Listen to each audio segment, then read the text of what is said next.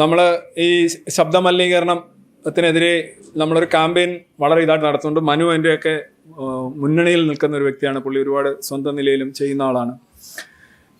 അതുകൊണ്ടിപ്പോൾ ഈ അമ്പലങ്ങളിലും അതേപോലെയുള്ള സ്ഥലങ്ങളിലും ഒക്കെ നിങ്ങൾക്ക് അറിയാം, ഇപ്പോൾ 10 മണി കഴിഞ്ഞ് പരിപാടിയില്ല. ഒരു മിതത്വമൊക്കെ വന്നിട്ടുണ്ട്.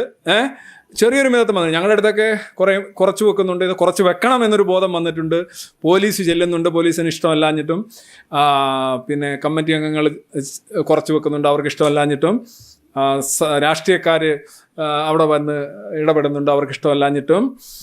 അവർക്കാർക്കും ഇഷ്ടമല്ലാഞ്ഞിട്ടും ഈ നിയമം ക്രമേണ പാലിക്കപ്പെടുന്നുണ്ട്. എങ്ങനെയാണ് ഈ പാസീവ് സ്മോക്കിംഗ്, ഞാൻ ഈ പറയുന്ന വീണ്ടും ഒന്ന് ആവർത്തിക്കുകയാണ്, പലർക്കും അത് റിപ്പീറ്റായിട്ട് തോന്നും. പക്ഷേ ചിലർക്ക് ആദ്യമായിട്ട് കേൾക്കുന്നവർക്ക്, അതായത് നമ്മൾ ഈ പാസീവ് സ്മോക്കിംഗ്, അടുത്തിരുന്ന് പുക വലിക്കുന്നില്ല, നിങ്ങൾ ആരും പുക വലിക്കുന്നില്ല. ഒരു 30 വർഷത്തിന് മുമ്പ് ആയിരുന്നെങ്കിൽ ഇങ്ങനെ ആയിരിക്കില്ല, ഫൂ അടിച്ചു വിട്ടുകൊണ്ടിരിക്കും, ഇവിടെ മുഴുവൻ കുറ്റിയായിരിക്കും.